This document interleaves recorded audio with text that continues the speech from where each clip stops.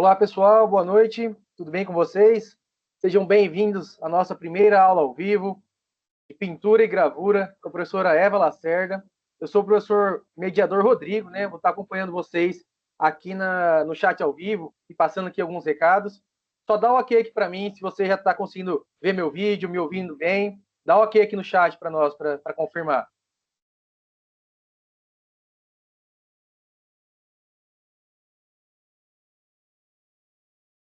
Oi, pessoal, estão conseguindo me ouvir bem? Ok. Vamos iniciando, então, nossa primeira aula ao vivo. Primeiramente, gostaria de dar boas-vindas a vocês, né? Nossa primeira aula do módulo 53. Sejam bem-vindos à nossa disciplina. Professora Eva, se já estiver aqui, ok, pode ir ligando a câmera, compartilhando aqui com a gente, dando boa noite aqui para a gente também. Olá, tudo bem? Está conseguindo me ver? Professora. Todo mundo está me ouvindo bem? Conseguindo ver e ouvir, tudo ok. Rodrigo, você vai passar alguns recadinhos antes da gente começar a nossa aula? A gente pode tocar? Sim. Deixa eu passar alguns recados aqui para os alunos, só já pedindo para participarem aqui do chat ao vivo, né? O chat vivo está liberado aqui para vocês participarem. Compartilhe aqui com a gente qual cidade, qual estado que você é, para a gente já te conhecer um pouco melhor, né? Para a gente já ir se aproximando por aqui. Ó, tem o pessoal dando boa noite aqui, pessoal de Suzano, São Paulo, Morumbi, São Porto, Morumbi, Mato Grosso do Sul, Rio de Janeiro. Da onde mais, pessoal? Compartilhe aqui com nós, com a gente, né? Da onde você é, para a gente já se aproximar um pouco mais aqui. Só para a gente deixar um combinado aqui, nesse início da aula, as câmeras e os microfones dos alunos vão ficar desativadas para não atrapalhar o andamento da aula, né? Para não ficar vindo áudio e vídeo e atrapalhar a aula. Aí no final da aula, a gente vai liberar, se alguém quiser fazer alguma participação, enviar alguma pergunta com a câmera ligada ou pelo microfone. Mas enquanto isso, ao longo da aula inteira, vocês podem usar o chat ao vivo para mandar comentários, experiências, ideias que você tem, conforme a professora vai conversando sobre aquele assunto. Então, dúvidas também, se surgirem, né? Então, vamos usando o chat ao longo da aula e quando a professora abrir, no final da aula, a gente libera para vocês liberarem o vídeo e o áudio, né? Aí é só você clicar naquele ícone onde tem uma mãozinha para levantar a mão no final da aula, né? A gente libera para vocês o áudio, tá? Enquanto isso, podem participar à vontade aqui no chat ao vivo sobre o tema da aula de hoje, tá? Vou passar alguns recados iniciais aqui, só para a gente não esquecer, né? Para vocês se atentarem aos ambientes e os materiais disponíveis lá no estúdio de vocês. Então, tem aulas gravadas, materiais extras, o livro da disciplina já estão liberados lá para vocês. E também a atividade MAPA, que é uma atividade mais complexa, né, que demanda mais tempo de realização de vocês, já está liberado lá no estúdio. E a atividade 1, discursiva, também já está liberada lá para vocês no ambiente do estúdio. Então, assim que terminar a aula, aproveita que vai estar online, passa lá no ambiente do estúdio e verifica essas atividades liberadas. Lá também vai ter vídeos de orientações, né, para auxiliar vocês na resolução dessas atividades. Se surgir alguma dúvida sobre a ferramenta lá do estúdio, sobre as atividades, a gente pede para enviar lá no Fale com o Mediador. Vamos usar aqui o chat da aula ao vivo para fazer comentários e dúvidas sobre a aula de hoje, tá? Sobre o conteúdo da aula ao vivo. Beleza, pessoal? Então vamos lá. Professora Eva, boa noite, seja bem-vindo mais uma vez. Os nossos alunos já estão aqui aguardando. Tá bom, boa noite, professor Rodrigo. Um prazer estar aqui com vocês, tá? Nossa primeira aula da disciplina de pintura e gravura, agora oficialmente, né? Dados, recados. Vamos dar início, então, à nossa aula, tá bom, pessoal? Gente, eu vou avisar, tá? Que nessa aula a gente vai ter duas câmeras, tá bom? Então, a gente vai trabalhar agora um pouquinho, vou apresentar um pouquinho a disciplina, falar sobre algumas questões iniciais, depois a gente vai trabalhar ali na nossa mesa de desenho e vai fazer uma aula bem prática. E é assim que a gente vai seguir ao longo das nossas aulas nessa disciplina. Então vai ser uma disciplina bastante prática, onde a gente vai estar sempre ali com os materiais, colocando a mão na massa. Então eu também quero convidar você que está assistindo aí as nossas aulas práticas a também fazer desse momento um momento prático. Se você, né, tiver aí materiais para as próximas aulas, já deixa eles no jeitinho, no horário ali das nossas aulas ao vivo e de repente você pode ir trabalhando junto com a gente aqui, tá? Nesse momento mais prático da nossa aula, experimentando seus materiais, fazendo os exercícios junto, que acho que dessa maneira a gente faz com que a nossa disciplina tenha esse enfoque mais prático, né? Apesar dela de ser uma disciplina e remota, de ser uma disciplina, né, à distância, a gente está todo mundo online aqui, isso não quer dizer que a gente não possa fazer desse momento um momento de criação, de processo artístico, um momento de experimentação prática, tá bom, pessoal? Bom, e eu queria começar, tá? Falando e trazendo aqui para vocês algumas referências para a gente pensar, tá? O tema da pintura. Nessa nossa primeira aula, né, eu gosto, sempre que eu ministro essa disciplina, de começar a nossa primeira aula trazendo algumas discussões sobre teoria da cor. Porque quando a gente trabalha com pintura, né, seja lá a técnica que a gente vai estar utilizando, e aqui na nossa disciplina nós vamos conhecer algumas técnicas pictóricas, né? Seja qual técnica que a gente for trabalhar, aquarela, acrílica, guache, tinta a óleo, né? Seja lá a técnica que formos trabalhar, a gente precisa conhecer e se familiarizar com uma noção básica de teoria de cor, tá? Então, nessa aula, nós vamos falar sobre isso, vamos falar sobre mistura, vamos falar como produzir, né, uma paleta de cores autêntica nas nossas pinturas. É importante dizer, pessoal, né, que às vezes a gente já entra aqui nesse conteúdo trazendo toda a complexidade da teoria de cores, mas é importante dizer que a pintura ela é um conhecimento, né, uma habilidade que a gente desenvolve como qualquer outra, e se você não tem familiaridade com a pintura, fica tranquilo, tranquila, que a gente vai, né, ao longo dessa aula, fazer uma série de exercícios e desafios, e a habilidade da pintura ela precisa ser colocada em ação para que você consiga se familiarizar e aprender. Então, se você tem receio, você ainda não tem uma familiaridade muito grande com essa linguagem, vai experimentando, vai produzindo e principalmente tenha uma atitude de entender o erro como parte do processo. Às vezes a gente faz uma pintura e a gente não gosta do nosso resultado e tá tudo bem. As nossas primeiras 100 pinturas não tem que ser as nossas melhores pinturas, tá bom? Ela é esse engatinhar, né? É esse processo começando a acontecer. E cada um de vocês, eu imagino, cada um vai ter uma história com a pintura. Uns já tem familiaridade, uns já conhece, né? Já trabalha com alguma das técnicas que nós vamos aprender. Outros vai estar sendo uma primeira aproximação. Então, não se cobre, não se compare e adote essa atitude prática e investigativa que a gente está propondo aqui nessa disciplina. Inclusive, eu preparei um fórum, né, dessa disciplina bastante prático, cheio de exercícios e desafios pictóricos para você se estimular a pensar a pintura e também para você começar a exercitar, colocar isso no seu dia a dia, começar a se familiarizar com os pigmentos, com os pincéis, né, com os diluentes e começar a colocar isso em ação para que esse processo de aprendizagem tome início aqui na nossa disciplina, caso você ainda não tenha essa familiaridade, tá bom? E para a gente começar essa nossa jornada prática com a pintura, eu queria trazer então aqui três indicações de leitura, né? É claro que em 4 aulas, pessoal, é pouquíssimo tempo para a gente abordar um tema tão abrangente e complexo como a pintura, como a teoria de cores, tá? Mas eu gostaria de começar indicando alguns livros que eu acho que são muito interessantes para que a gente consiga desenvolver, né, a nossa percepção das cores, compreender como que a teoria de cores funciona, tá? Que são 3 autores bastante pertinentes, que os 3 são artistas pesquisadores lá do século XX, né, que principalmente ali com o movimento abstracionista começaram a investigar a teoria das cores e pensar esses elementos da linguagem pictórica teoricamente, tá? O primeiro é o Itten, tá? É um teórico que vai investigar possibilidades da gente construir contrastes a partir das cores. O Itten desenvolve um trabalho de pesquisa muito importante dentro da teoria de cor, identificando 7 formas diferentes da gente construir contrastes na nossa paleta pictórica a partir das propriedades das cores. Então, do brilho, da saturação, da cor quente e cor fria, tudo isso a gente vai discutindo aqui ao longo da nossa aula, tá bom?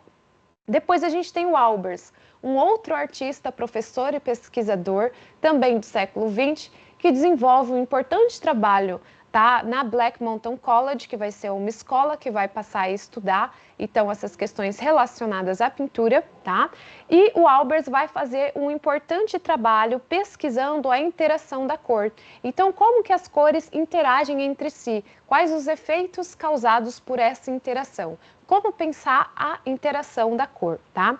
E, por fim, o Kandinsky, que é um artista bastante importante também dentro da pintura abstracionista, que vai buscar entender os elementos formais da pintura. Então, vai estudar a linha, o plano, vai estudar a forma, vai estudar o ponto como o elemento mínimo ali da composição visual, mas também vai estudar as propriedades das cores e vai tentar entender como que isso pode ser aplicado na pintura e pensado teoricamente. Então, 3 autores aí essenciais para a gente pensar a teoria das cores. E uma outra indicação que eu deixo para vocês, caso você esteja bastante iniciando, né, nesse assunto, começando, a minha sugestão é que você busque por essa leitura, que é o Israel Pedrosa, com esse livro, O Universo da Cor. Esse livro é uma publicação mais recente, brasileira, tá? E nessa publicação, o Israel Pedrosa faz assim, destrincha a discussão sobre a teoria das cores, traz os principais conceitos, as principais características, numa linguagem bastante acessível. Então, se você quer começar por um desses livros aí, buscando mais bibliografia sobre o assunto, a minha sugestão é que você vá aqui pelo Israel Pedrosa, tá? No Universo da Cor. E tanto que eu já trago aqui para a gente iniciar a nossa discussão, né? Justamente uma citação do Israel Pedrosa, lá do início desse livro dele, do Universo da Cor, onde ele começa discutindo que a cor, ela não tem uma existência material, né? Ela é tão somente uma sensação provocada pela ação da luz no órgão da visão, tá? O que isso quer dizer? Quer dizer que os objetos, eles não têm cores, tá? Os objetos refletem raios luminosos que são percebidos por nós, no nosso sistema visual, nossa retina, os nossos olhos, como ondas coloridas, né?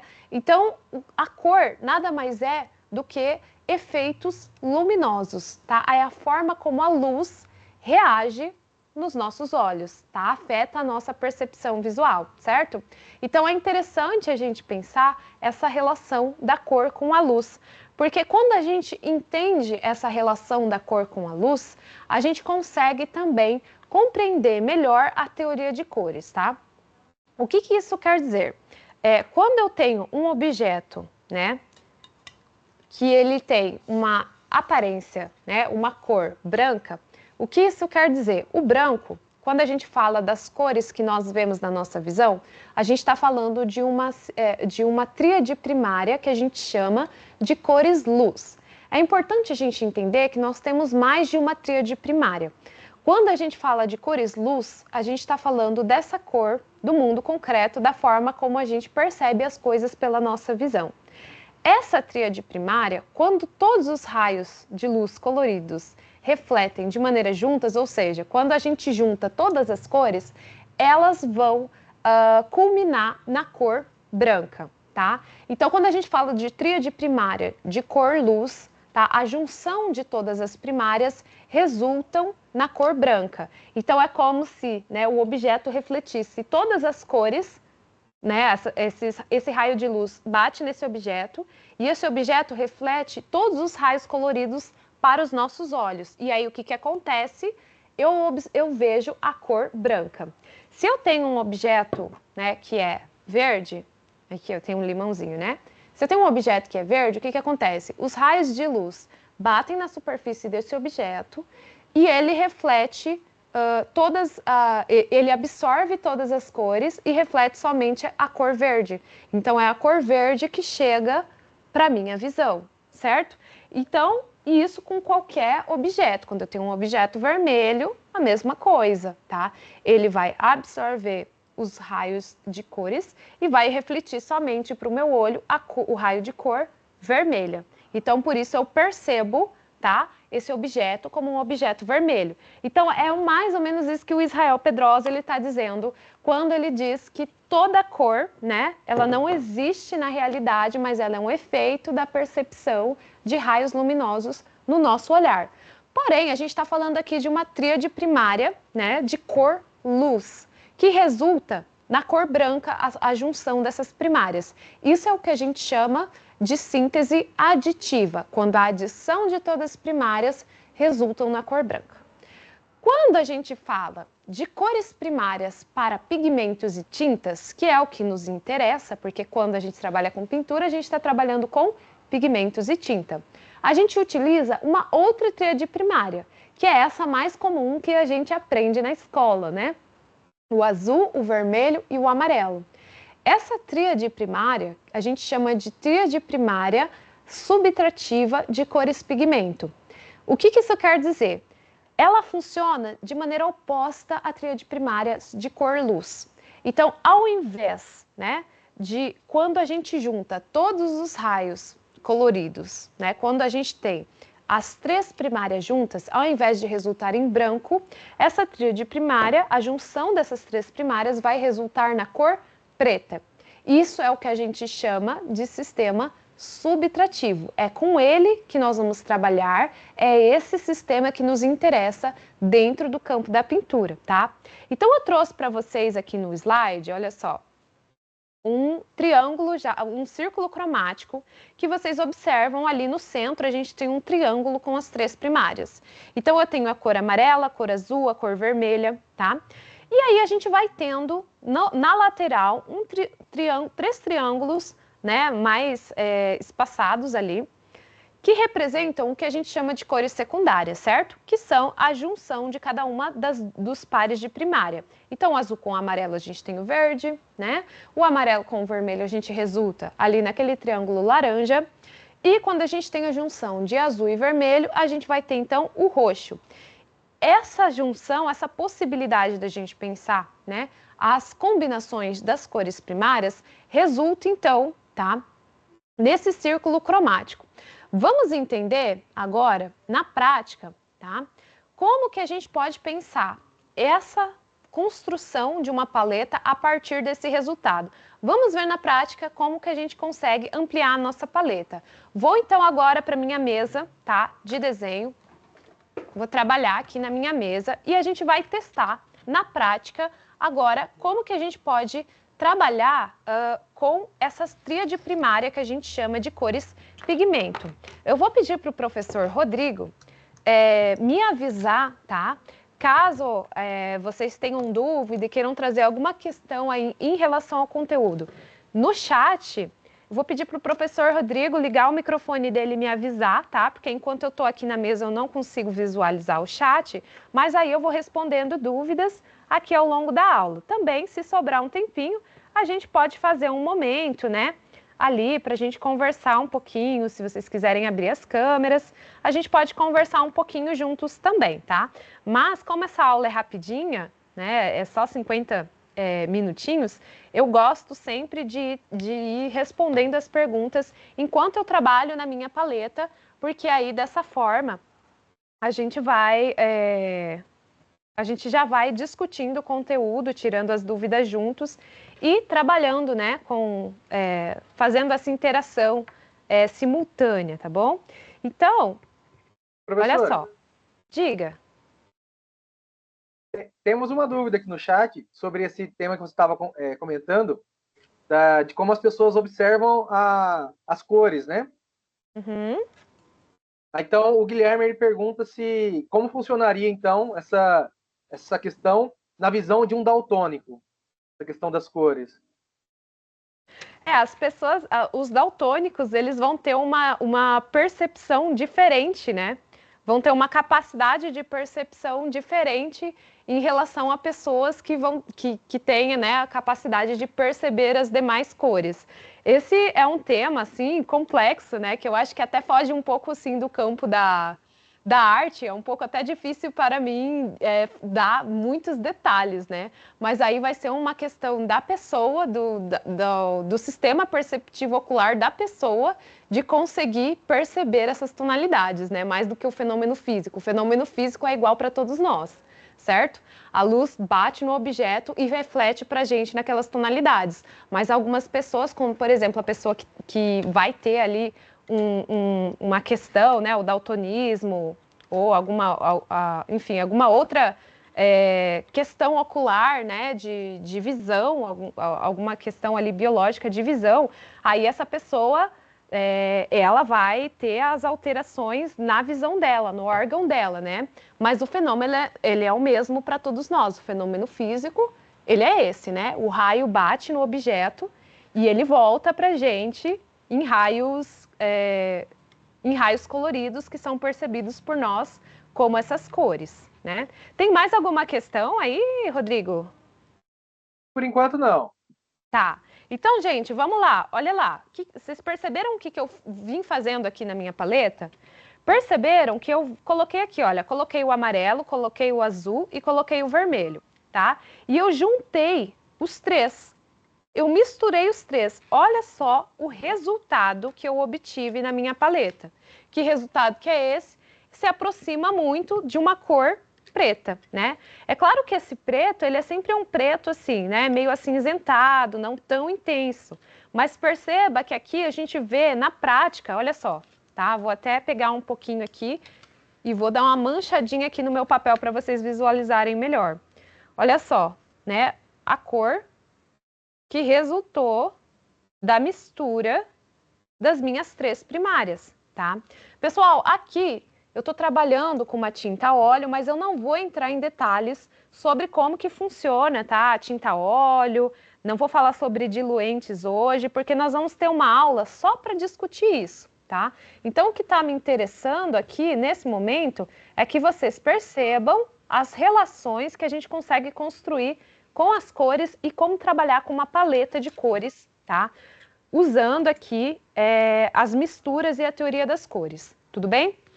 Então, percebemos que quando a gente mistura as três primárias, o nosso resultado vai ser uma cor escurecida, uma cor preta, tá? Por que isso é tão importante para a gente entender? Vamos lá, vamos começar a brincar aqui com essa mistura de cores. Então, agora, ó, aqui no cantinho, eu estou misturando azul e amarelo. Eu estou usando, pessoal, como cores primárias, o azul ultramar, o amarelo de cádmio, tá? E o vermelho de cádmio. Para a gente trabalhar, né, com primárias, a gente tem uma infinidade, tá? Uma infinidade de cores, de azuis, de amarelos e de vermelhos no mercado, quando a gente fala de compra ali, de cor, né? Eu gosto de trabalhar com essas cores como minhas cores primárias, tá? Então, eu sempre trabalho com esse azul, com esse amarelo e com esse vermelho. Tem como trabalhar com azul e um vermelho diferente? Tem, tá? E um amarelo, né, diferente? Tem sim, não tem problema. Então, perceba lá que agora eu acabei de criar, misturando uma proporção ali de 50%, mais ou menos 50% de amarelo, mais ou menos 50% de azul, eu acabei de criar a cor verde, a cor secundária. Então, duas primárias juntas, eu crio a cor secundária verde. Agora, olha lá como a gente mobiliza esse conhecimento do sistema de cor subtrativo. Eu sei que quando eu misturo as três primárias, tá? Eu obtenho essa cor cinzenta, essa cor preta, tá? Que é um tom mais neutro de cor. E como que eu utilizo isso para ampliar possibilidades de criação de paleta, tá? Primeiro, eu posso fazer isso que eu estou fazendo aqui, de só criar um verde. E para eu criar novas possibilidades de verde, eu posso variar a proporção de pigmentos, tá? A quantidade de azul e de verde, olha lá. Então, o que eu fiz aqui? Eu peguei bem mais amarelo aqui no cantinho, misturei com o meu pincel mesmo, e só alterando essa proporção, eu já tenho uma mudança no meu pigmento. Quando a gente trabalha alterando essa proporção, isso é o que a gente chama de alteração da matiz da cor, tá? Matiz é a característica da cor da sua especificidade. Então, isso aqui é um matiz, porque ele tem uma proporção diferente de amarelo e verde. Isso aqui é um outro matiz, porque a proporção de verde também é outra. Elas são cores distintas, tá? São matizes diferentes. O que acontece se eu acrescento, tá, a um mesmo matiz a cor branca ou a cor preta? Eu vou trabalhar, ó, eu já tô aqui, ó, com esse mesmo matiz, eu consigo uma outra tonalidade. Então, a cor, ela vai ter características. Uma delas é o matiz, diz respeito da sua composição, né? A sua característica fundamental. Outra característica é a tonalidade. A tonalidade de um matiz está ligada com a adição de claro e escuro. Como que a gente adiciona claro e escuro a um matiz? Adicionando branco ou preto. É o que a gente chama, na teoria de cores, de brilho, tá? O brilho tem a ver, então, com o claro e escuro, que, por sua vez, pode ser um sinônimo de tonalidade na nossa cor, certo? Então, aqui eu criei uma tonalidade de um mesmo matiz. Posso criar outra tonalidade desse mesmo matiz se eu adicionar a ele um pouquinho de preto. Ó, vou adicionar um pouquinho de preto, criando assim, ó, uma outra tonalidade desse mesmo matiz. Ou seja, né, o matiz tem a ver com a composição da cor, a tonalidade tem a ver com o claro e escuro desse mesmo matiz, certo? Então, já falamos de duas propriedades da cor, o claro e escuro e o matiz. Temos ainda mais uma propriedade da cor, que vai dizer respeito à saturação dessa cor. O que é a saturação da cor? Quando a gente fala de saturação, a gente está falando de diluência dessa cor, tá? Do quão diluída está essa cor, se ela é intensa ou se ela é diluída. Então, quando eu venho aqui e trago um diluente para minha cor, um mesmo matiz, ele vai ter uma outra característica. Olha só, eu estou trabalhando aqui, nessa linha aqui, com um só matiz, mas estou aplicando diferentes saturações para esse mesmo matiz. Como resultado, eu tenho diferentes possibilidades visuais de uma mesma cor. Um é mais translúcido, porque é mais diluído, outro é mais saturado. O que isso quer dizer? Quer dizer que esse verde aqui, ele é um verde mais concentrado, mais intenso. É isso que quer dizer a propriedade da saturação. Então, falamos que as cores, elas têm matiz, elas têm brilho, ou claro e escuro, ou o que a gente pode chamar de tonalidade, tá? E elas têm saturação. Saturação tem o sentido de intensidade, ou então tem o sentido, né, de diluição, tá? O quanto que essa minha tinta é diluída, tá? Mas, então eu já encontrei uma maneira de ampliar essa minha paleta de cores. Mas, afinal, como que eu aplico a síntese subtrativa para ampliar a minha paleta? E aqui vem a grande questão. Olha só, eu sei que se eu junto as três primárias, eu obtenho a cor preta, né? Quando a gente trabalha com um círculo cromático, a gente vai ter um conceito que a gente chama de cor complementar. O que quer dizer cor complementar? Gente, a cor complementar nada mais é do que a cor que não vai na mistura da outra. Então, as cores complementares, elas são sempre pares de cores. E são pares de cores consideradas opostas. É como preto e branco. Quando a gente junta preto e branco, o que acontece? O branco perde as características do branco e o preto perde as suas características do preto. E aí, como resultado, a gente tem um meio do caminho, um tom meio quebrado, que não é nem branco nem preto, é o cinza. São cores opostas que juntas tem essa característica de perder, né, as suas características principais. O preto parece menos preto, o branco parece menos branco quando são misturados, resultando no cinza. Quando eles são colocados lado a lado, o branco e o preto, o que que acontece? A gente tem a sensação de um alto contraste, elas parecem se destacar uma à outra. As cores complementares, elas reagem da mesma maneira, tá? Então, é como se fosse uma cor complementar a outra no sentido de oposta. Do mesmo jeito que o preto é oposto ao branco, as cores complementares são opostas entre si. Como assim? Vamos entender agora na prática aqui na nossa paleta. Aqui eu produzi o pigmento verde, certo? Que é a mistura de azul e amarelo. Então, qual é a única cor que não vai nessa mistura? É o vermelho. Então, o vermelho é como se fosse a cor complementar de verde, é como se fosse a cor oposta do verde. Tanto é que ele não, no círculo cromático, ele está posicionado de maneira oposta à cor verde. O que que acontece se eu coloco um pinguinho de verde? Ó, vamos lá. O que que acontece se eu coloco um pouco de verde? Deixa eu dar uma limpada aqui no meu pincel. Do lado de um pouco de vermelho. Veja como chama a atenção, como eles parecem se destacar um do lado do outro. O que isso quer dizer? Quer dizer o princípio da cor complementar. Como elas são cores opostas, quando a gente coloca uma do lado da outra, elas parecem se realçar ainda mais as suas características. E o que acontece se eu pego o verde e misturo com um pouquinho de vermelho? Aí a gente tem o quê? Aquele princípio que a gente havia comentado, que é o princípio das três primárias, né? Que quando a gente junta as três primárias, a gente resulta em preto. Então, o que acontece é que a gente tem um tom acinzentado de verde. Esse tom vai acinzentando, acinzentando. E se a gente continuasse mexendo nessa proporção, botando azul, arrumando essa proporção, ia chegar um momento que ele ia resultar nesse preto aqui, certo?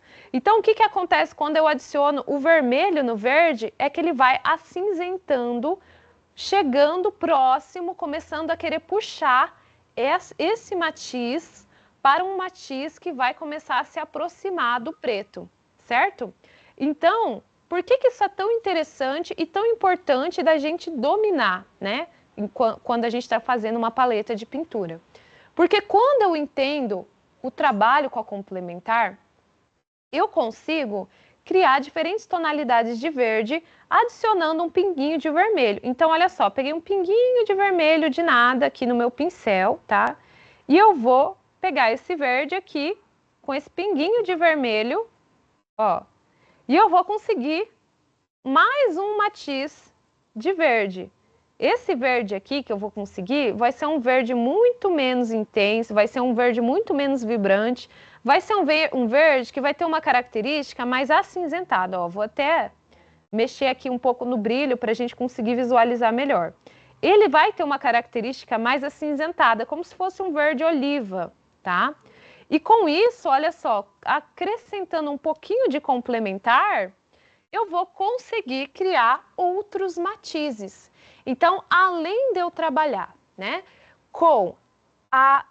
mexendo a proporção, né, da minha mistura, mexendo aqui na proporção de amarelo e de azul, adicionando um pinguinho da minha complementar, eu consigo também criar novos matizes de verde que vão começar a vir para esse matiz mais acinzentado, para esse matiz não tão vibrante, tá? Então, isso é muito interessante. Como que a gente aplica isso na prática? Vamos lá, vamos começar a falar, né, de pintura de vez e vamos começar a pensar de maneira prática como que a gente pode agregar tudo isso, né? Como que a gente pode utilizar essa mistura de cores na prática. Digamos que eu tenho um objeto qualquer aqui, ó, peguei um limãozinho. Esse limãozinho, ele já tá meio passado, então tem algumas partes aqui que a gente observa que ele é mais amarelo, outras partes que ele é mais esverdeado, é um verde mais escuro, ora é um verde mais amarelado, tá? O que eu posso fazer então? Na minha paleta, eu vou buscar pensar como que eu vou criar essas tonalidades aqui. Eu tenho um amarelo de cádmio escuro, eu gosto sempre também de ter um amarelo de cádmio claro. Eu gosto de ter essas duas primárias. Em vez de você investir numa grande quantidade de tintas, é mais interessante você investir, né? Em vez de você ficar investindo lá em vários tipos de roxo, vários tipos de verde, é interessante você investir em vários tipos de primárias, tá? Porque assim você tem uma série de possibilidades para você começar a construir as tonalidades nas suas tintas. Olha como esse verde está vibrante, não está muito vibrante em relação a esse limão? Por mais que ele seja, né, aqui ó, consegui quase que um verde limão, né, que é justamente o que eu tenho aqui como objeto para eu tentar replicar essa cor. Mas ele está muito vibrante, tá? Então eu vou precisar dar uma cinzentadinha nele. O que eu vou fazer? Vou pegar um pinguinho de vermelho, pinguinho de nada, ó, e vou agregando, ó, esse pinguinho de vermelho vai me ajudar a escurecer um pouquinho esse verde, a acinzentar um pouco esse verde para que ele não fique tão vibrante, tá? Porque o meu objeto que eu tô querendo, que eu tô tomando como referência, ele não é tão vibrante. Perceba que eu pego muito pouquinho, ó, eu só sujo a minha espátula, tá? E isso aqui é um trabalho um pouco minucioso que a gente precisa ir pegando um jeitinho de fazer, sabe? No começo a gente pode acabar pegando muito complementar e aí não dá tão certo e a gente não gosta tanto do resultado, né? Então a gente precisa fazer esse trabalho. Eu quero deixar ele um pouquinho mais azulado também, porque eu tô sentindo que esse limão é um pouquinho mais azulado. E eu acho que eu já tô começando a chegar numa tonalidade mais similar. Vamos ver. Ó, tá? Pelo menos de um dos lados. É interessante a gente pensar que todo objeto que a gente vai pintar, ele tem várias cores, né? Então, ele tem vários verdes também, não tem só um verde aqui. Vamos pensar agora, esse verde aqui que eu achei, eu acho que ele já ficou um pouco bem similar a esse verde aqui do cantinho do meu limão. Vamos pensar nesse amarelado aqui agora, dessa parte que já está mais passadinha. O que acontece com esse amarelado? Esse amarelado, olha, ele tem um tom quase que amarronzado, tá? Então, se eu pegar um amarelo assim, vibrante, direto do meu tubo, e vir querer replicar esse amarelo aqui, não vai dar certo, tá? Porque ele é um amarelo muito mais quebrado, certo? Então, olha lá, né? Digamos que eu vá, ó. Aqui é um amarelo muito saturado, é um amarelo muito intenso, é um amarelo muito vibrante. Eu quero um amarelo que seja quebrado, certo? Como é que eu quebro a qualidade da minha cor? Como é que eu quebro esse matiz que está tão vibrante? Mesma coisa, mesma proposta, né? A gente está falando o quê? De como a gente pode usar a teoria da cor complementar para construir a nossa paleta de cores. Então, se eu tenho amarelo, vamos pensar que qual é a cor que o amarelo não vai na mistura? Vai ser o roxo, certo? O roxo não é feito de azul e de vermelho? É isso, não é? Então, eu vou misturar um roxo aqui, deixa eu ver se está aparecendo ali. Ó, misturei um pouquinho de roxo. Se o roxo ele é feito de azul e vermelho, ou seja, as duas primárias opostas ao amarelo, ele está localizado no lado oposto do círculo cromático do amarelo, né? Ele é o roxo, a cor complementar de amarelo, né? Pensa assim, no roxo, a única cor primária que não vai na sua composição é o amarelo.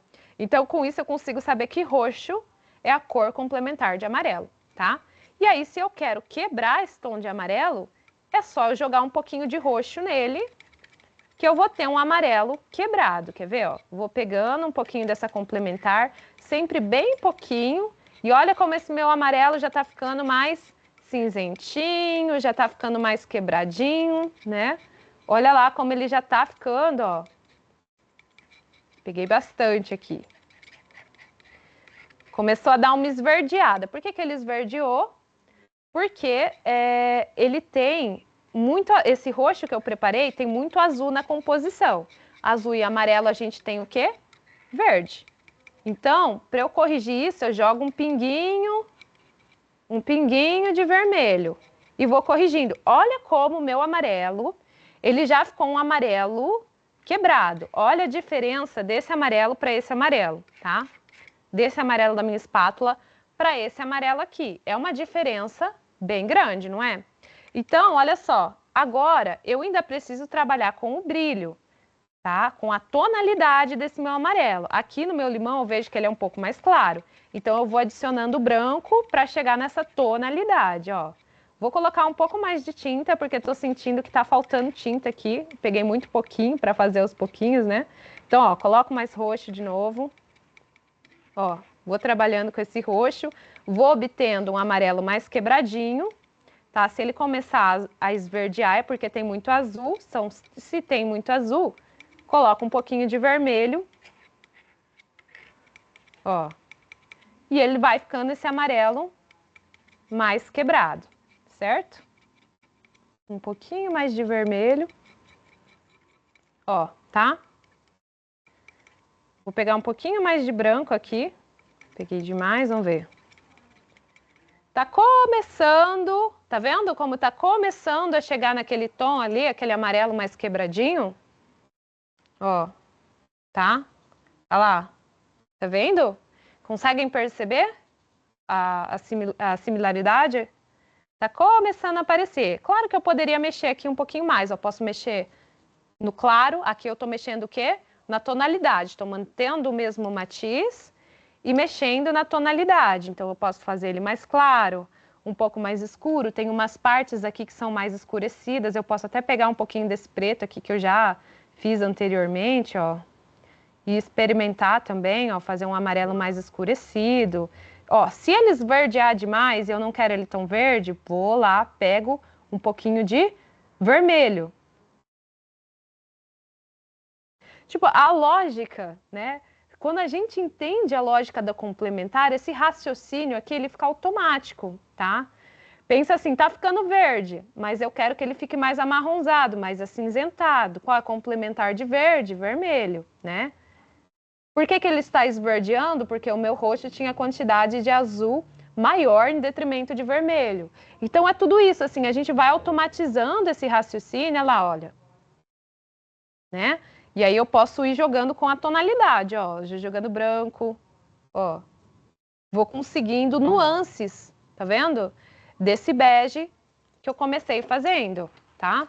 Então, assim, pra gente pensar como a gente poderia ir trabalhando com essas tonalidades aqui de um objeto como esse. Vamos pensar, deixa eu ver se a gente tem Professora, um pouquinho de... Oi, pode falar. o Davidson pergunta se ele pode usar as proporções, né, para conseguir esse resultado. Olha, David, a gente pode sim fazer isso de uma maneira muito pensada, né? Como trabalhar com essas proporções? Fazer de uma forma muito pensada ali, uma proporção X ou Y, eu vou ter um resultado, né?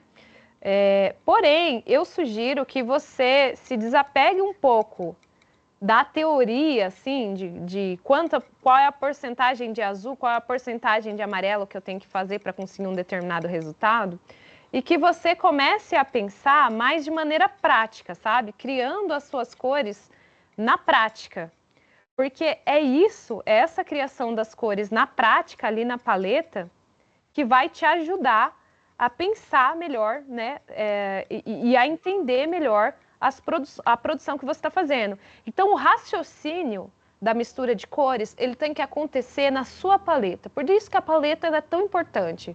É porque é nela que a gente estuda o que a gente vai colocar no nosso quadro. Entende? Então, por isso, posso trabalhar com a proporção num sentido assim de uma medida de 2 medidas de azul para 1 medida de amarelo, eu consigo um amarelo um verde mais profundo. Você pode pensar assim, mas eu aconselho que você saia da teoria. Assim, a gente entende a teoria, a gente compreende a teoria na cabeça, mas a gente raciocina essa teoria na paleta e no papel, tá? Então, a minha sugestão é que você saia dessa forma de pensar muito teórica e pensa na mistura. Pensa enquanto você produz essa tinta e vai raciocinando ali, tá bom? Experimenta. A proporção a gente consegue entender quando a gente vai trabalhando com essa tinta no nosso papel. Olha só aqui, gente, o que eu fiz? Eu acabei de criar uma tonalidade de pele, tá vendo?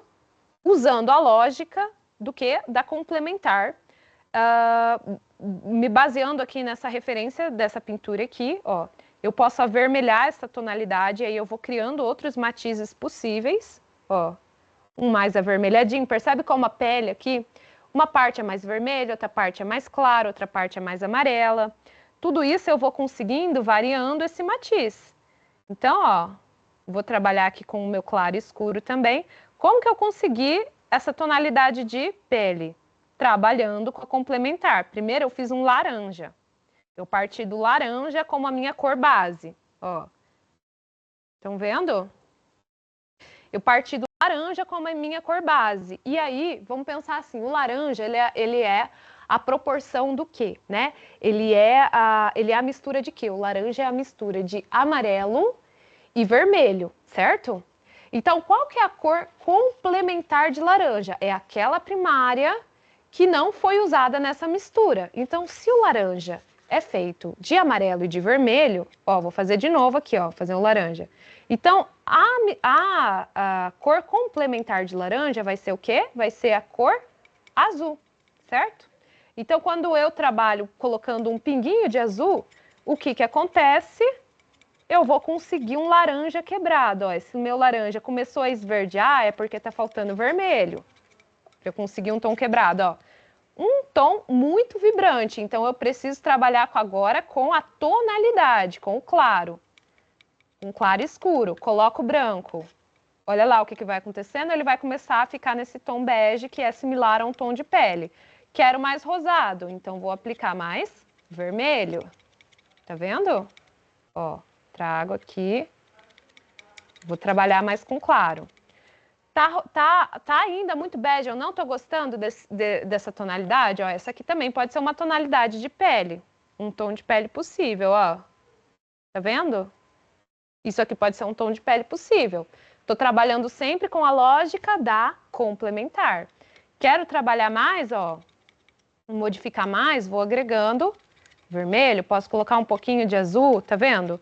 Eu tô sempre trabalhando com as três primárias, pensando sempre na lógica da complementar, para ir modificando esse tom. Agora eu dei uma boa rosada, tenho uma pele bem mais rosada, posso trabalhar com o brilho também, colocando mais branco e conseguindo uma tonalidade mais clara.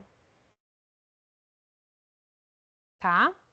Ó, vamos trabalhar com um branco mais radical aqui. Mexer mais ainda nesse claro escuro, ó.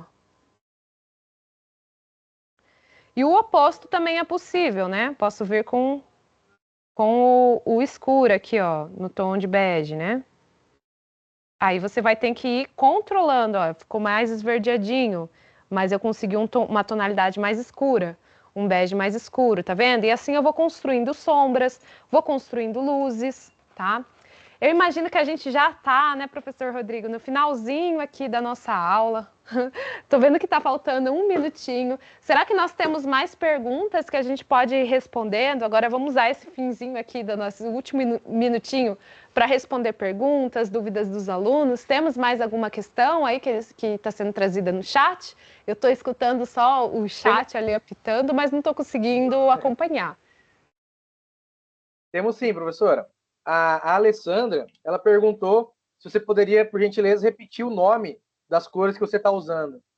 Posso repetir sim. Ó, Alessandra, eu gosto muito de trabalhar com o amarelo de cádmio. O amarelo de cádmio a gente encontra em tudo quanto é tipo de tinta. Então, seja na acrílica, seja no óleo, seja no guache ou na aquarela.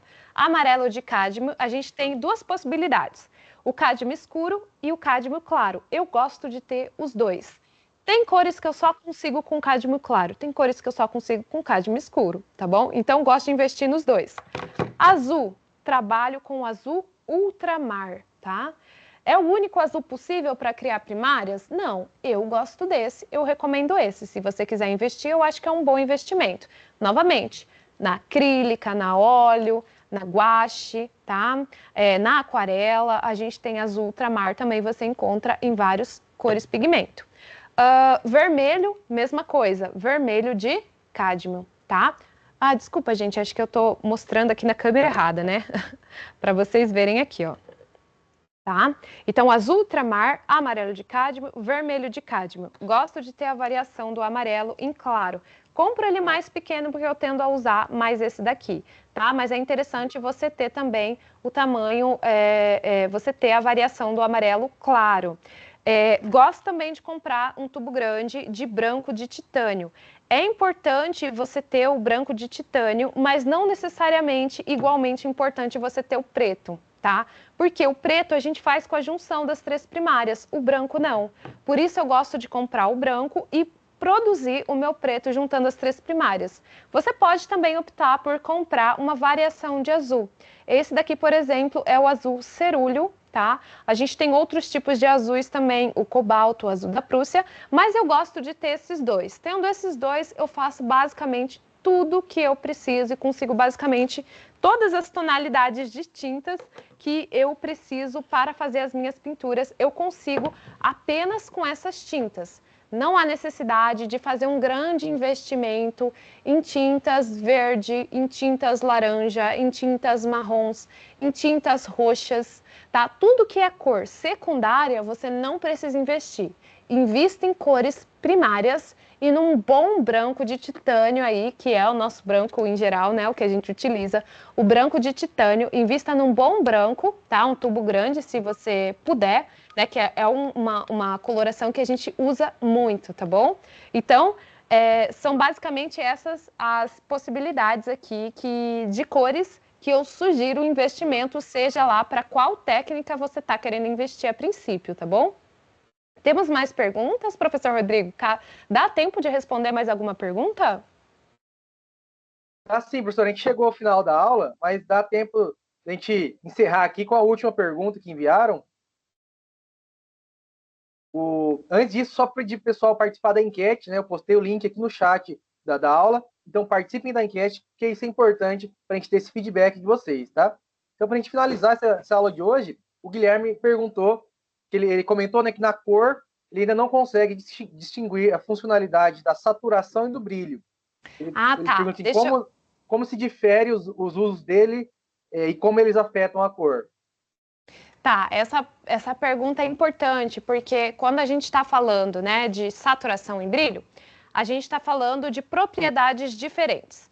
Eu consigo conseguir tonalidades diferentes de um mesmo matiz, variando a sua saturação.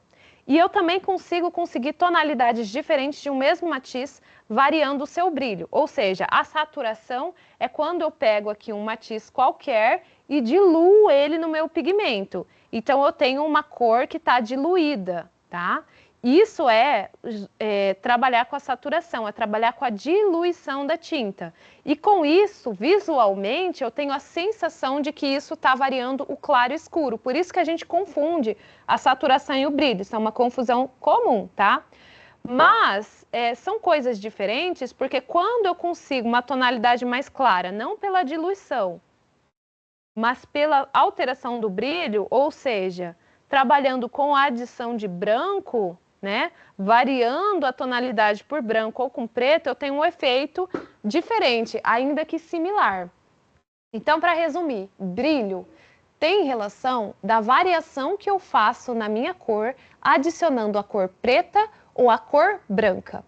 A saturação é a variação que eu consigo na minha cor, diluindo ela ou usando ela de maneira mais intensa, concentrada, tá? Então, eu posso usar um verde de forma concentrada, com bastante pigmento, numa única área do meu papel, ó, concentrando esse pigmento. Ele vai parecer mais vibrante, mais intenso, né? E eu posso trabalhar com esse mesmo matiz, ó, de uma forma assim, ó, diluída, aguada, tá? E o que eu estou fazendo quando eu faço isso aqui é variar a minha saturação, certo? Então, a diferença de saturação e brilho é essa. O brilho tem a ver com a adição de branco ou de preto. A saturação tem a ver com a diluição, o quanto eu diluo ou uso essa tinta numa concentração. Apesar de visualmente serem efeitos similares, eles causam efeitos diferentes. Tá bom? Visualmente, eu posso conseguir um tom similar, usando só uma diluição, porque a diluição, quando a gente usa uma tinta muito diluída, a gente vê o fundo, o branco do papel, porque ela está muito transparente. E aí parece que ela está clareando, mas o que eu estou mexendo é na diluição da tinta. Quando eu aumento o brilho de uma tinta, eu estou fazendo o quê? Agregando o pigmento branco. Eu estou adicionando a tinta branca nesse meu matiz. Tá bom? Então, eu espero que eu tenha respondido aí, que tenha ficado mais claro aí a diferença, tá? Entre o brilho e a saturação. E é isso, né, professor Rodrigo? Infelizmente, gente, eu gostaria de ver um pouquinho mais o chat aqui para conversar com vocês, tá bom? Tem algumas pessoas que estão perguntando assim sobre materiais para as nossas aulas. Eu vou ver, tá? Eu vou até falar com o professor Rodrigo de repente passar todos os slides das demais aulas, porque lá tem tudo especificado quais são os materiais que nós vamos utilizar. Então pode ser interessante para vocês acessarem, para vocês conhecerem e de repente, se já quiserem adquirir algum material. Mas aula a aula, cada técnica que eu apresentar, eu vou falar um pouquinho mais dos materiais também, como investir, o que comprar, tá bom? Mas quem quiser se adiantar e já comprar algum material das próximas aulas, eu posso ver de já postar esses slides em algum lugar. É possível, professor Rodrigo, a gente postar os slides? Eu já enviei os slides das 4 aulas. Isso, professor, não tem problema. A gente posta no material de estudo dos alunos lá no estúdio, eles têm acesso aos slides aí. Ótimo. Então, nos slides a gente vai ter os materiais necessários para cada aula, tá bom? Para vocês fazerem as atividades, para vocês participarem aí das propostas práticas e para vocês também fazerem os desafios do fórum, tá bom, pessoal? Então é isso, né, professor Rodrigo? Acho que até passamos aqui um pouquinho do nosso tempo. É isso aí, professora. A gente passou um pouquinho aqui, mas como estava muito interessante, os alunos estavam aqui conversando, né, perguntando, a gente deu alguns minutinhos extra aqui, nada que atrapalhe a aula. Mas, professora Eva, muito obrigado por uma excelente aula, né? Os alunos gostaram bastante aqui, muitos elogios. Participem da enquete que é o final da aula, né? E lembre-se de participar, acessar o estúdio para verificar as atividades e materiais disponíveis para vocês. Beleza? Um grande abraço para vocês, obrigado pelas participações. Uma boa semana de estudos. Até mais. Tchau, tchau, gente. Boa noite. Até mais.